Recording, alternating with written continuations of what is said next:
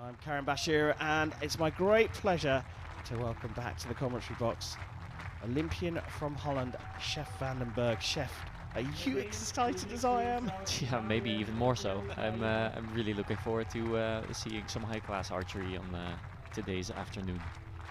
Yeah, it's going to be a thriller. Starting with the bronze medal match. We have the Italians coming out onto the field of play, being led out by Ukraine. A special moment for them at these championships, featuring in the medal stages. I think it's fair to say that all the neutrals here will be supporting the Ukrainian pair. But boy, they've got a task on their hands, haven't they, with Nespoli and Andrioli on the Italian side. Yeah, earlier today we've seen Nespoli win gold in the team matches, and yeah, Italy is always a force to be reckoned with. Target number 1, representing Italy, Tatiana Andreoli and Mauro Nespoli.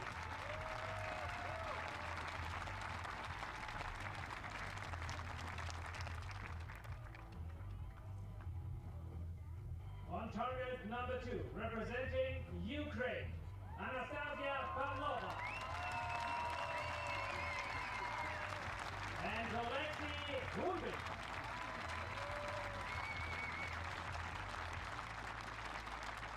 The line judge for this match is Zafina Stephens. Right, well, little panic over thanks to the fact that Chef is here. The stadium announcer called out Pavlova on the Ukrainian team. It is actually Veronika Marchenko who's lining up with Alexei Hunbin, Tatiana Andrioli and Mauro Nespoli on the Italian side of the line. Thanks, Chef. I nearly had a little bit of a flutter there. Yeah, I noticed. Go for gold. Thank you, Munich. Bronze medal up for grabs here in the Recurve mixed team competition. Italy versus Ukraine, the 2022 edition of these championships in the beautiful region of Bavaria. Italy will get us underway.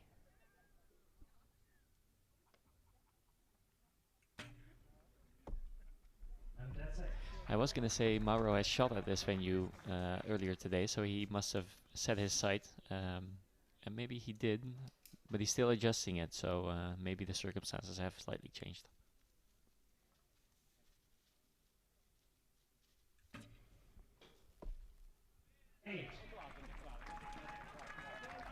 So the pairs will shoot one arrow each, then rotate to the other team before rotating back for the second set of arrows. So 4 in total.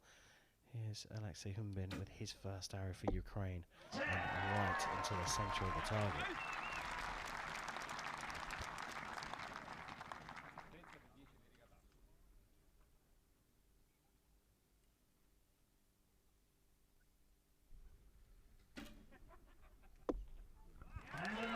That's a very good shooting, and also a very nice shot to look at. Very crisp release, and yeah, nice smooth draw through the clicker.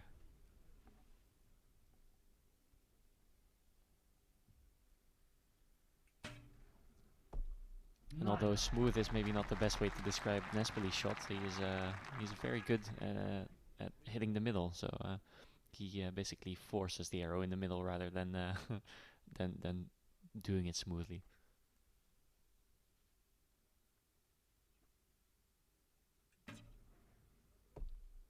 And that's 8.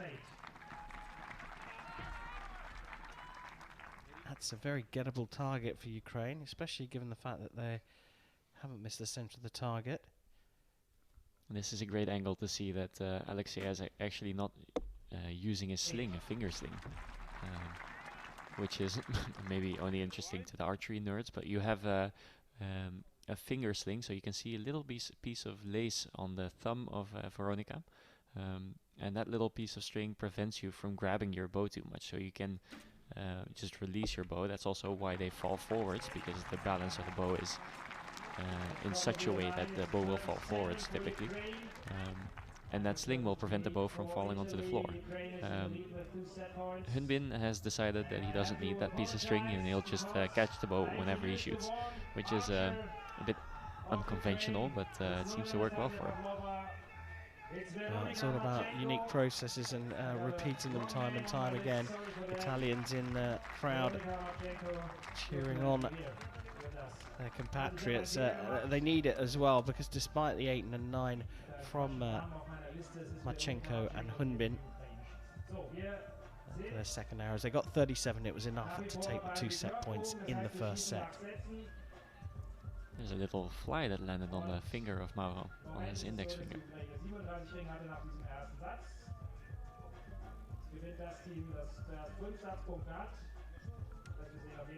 Fully focused, so focused. And here you can see the lack of finger sling on his left hand, the right hand for the viewers.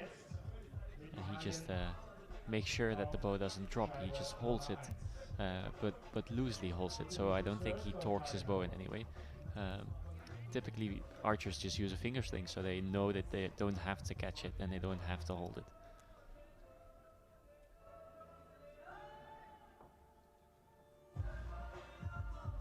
There's a couple of happy Italian chaps in the crowd there.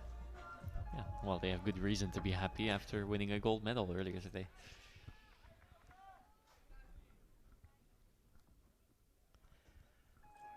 Esply's teammates cheering him on for a second medal here in Munich.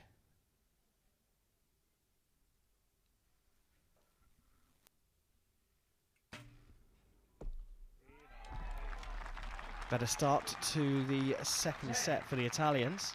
Yeah, this is the way to get started if you want to come back in a match.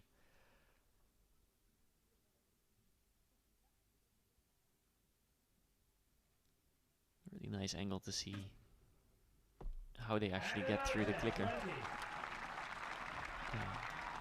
Just to clarify, getting through the clicker means that you pull back your bow far enough that the arrow slips from under that little metal plate that's on your riser, indicating that you've drawn back your bow far enough so you can release the string.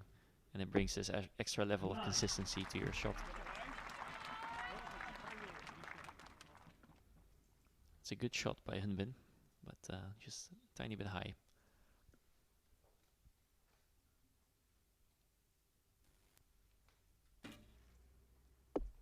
And the 10, 90.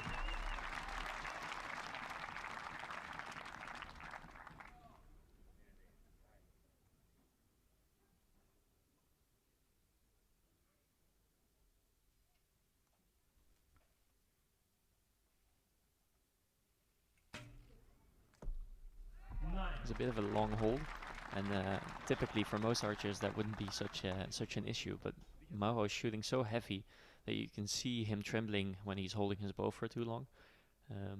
And yeah, well, he managed to keep it in the gold, which is good, but I don't think he should do that too often. Effectively, he'll get tired, won't he? He'll get muscle fatigue. And when you talk about shooting heavy, you're talking about the amount of tension he requires to pull the string back. Yeah, you have draw weight and the mass weight of the bow. The mass weight is not spectacularly heavy for Mauro, as Hunbin calmly shoots an arrow in the X-ring. A 10 required here for Ukraine to draw level and share the points, and quite possible.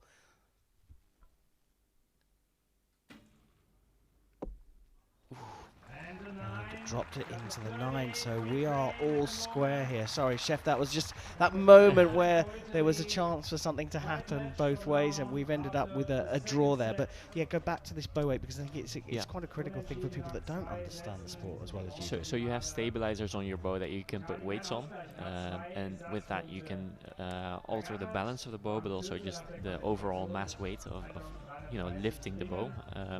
A heavier bow will have a tendency to be more calm and aiming.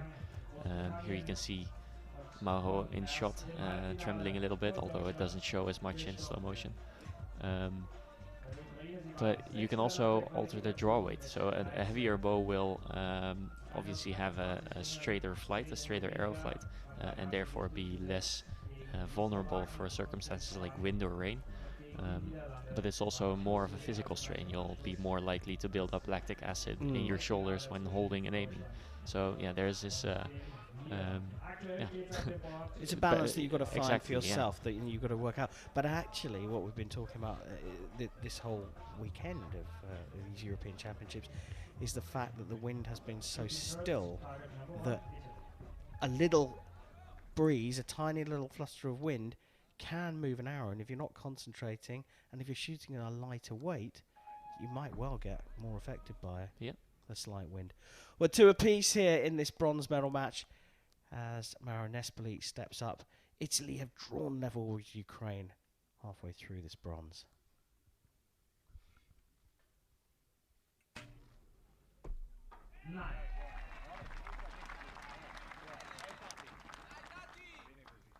Oh, Mussolesi in the crowd there, really getting behind his compatriots, having taken the gold in the Recurve men's team competition with Nespoli earlier on today.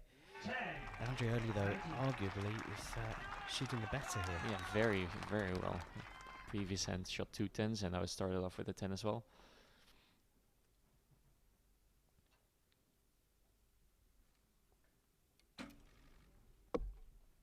Ooh. It didn't seem like such a bad shot, but yeah, he was contemplating if he should move his sight or not, and I think he ended up not moving his sight because deep down he knew that that was going to go high.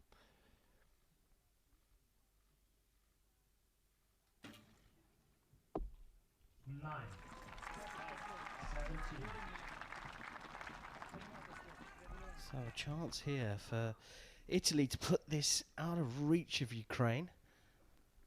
Another 19 will do it.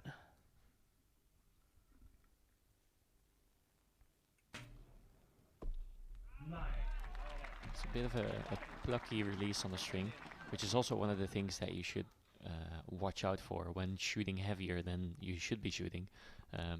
There will be more tension in your release hand, your right hand typically for a right-handed archer, and therefore being more plucky on the string, rather than the nice, smooth and relaxed release that you're supposed to have. Well, a 9 and an 8 from Italy has left an opportunity here. Hunbin needs to be in the middle of the target there. And now a bit of pressure on Marchenko. She requires the centre of the target to share the set points. Needs to hit a 10.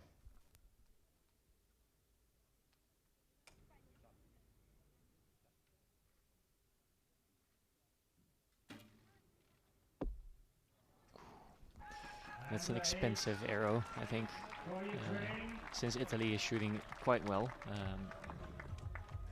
Even if Andreoli shot an 8 just now, I think if you look at the arrows before that, they've had a very good end and mostly shooting in the goal.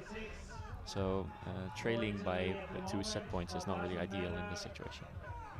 No, and like I say, with the Ukrainians shooting first, Italy know that all they have to do is match it. It's great to have the Ukrainians here in the crowd, and worth mentioning what the German Federation have been doing here as they're hosting this competition. They have been financially supporting the Ukrainian archers, and they've actually not only paid their way into this tournament, but the archers from Ukraine are training and living in Germany at the moment. So it's a magnificent show of solidarity. Yeah, it's nice that they are able to do so, yeah.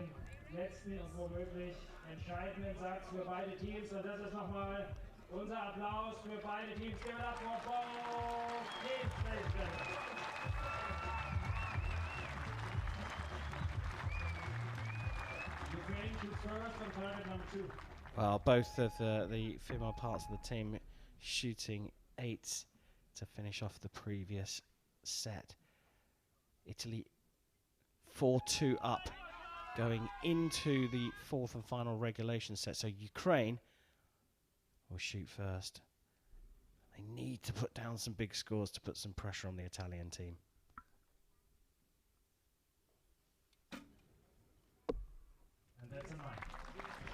Hunbin has had a tendency this match to shoot high arrows. And yeah, there you go. He moved his sight anyways. So even though the last arrow he shot was in high 8 and he did not move his sight because he felt like it was fair that it was high, I think he realizes now that it was higher than it should have been. As Marchenko shoots an 8, which does not really put a lot of pressure on Italy for this first part of this set. Oh, especially when you've got the experience of Nespoli on the shooting line.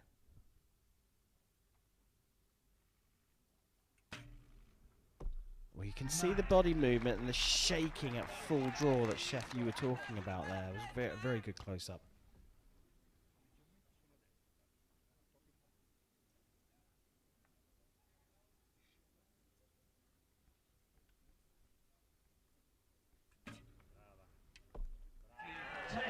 A bit of a bit of body English to put that one in the 10 ring, but yeah, you have to do whatever is necessary, especially in the finals round. You want to get the arrow in the middle, and it doesn't matter how it gets there. That was a much better shot.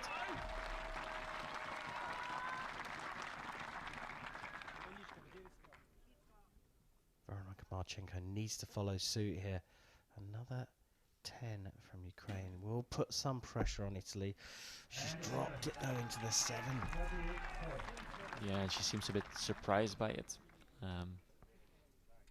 So it might be that some wind picked up, but I think Maure is not the one to be affected by it too much. No, that is evidence to support your claim there, Chef Vandenberg.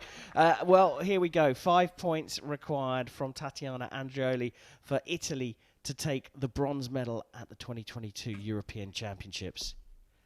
It's into the 8. It's more than enough. Perhaps not what she wanted exactly, but it's enough for Italy to take bronze with a 6-2 win over Ukraine. Delight for them.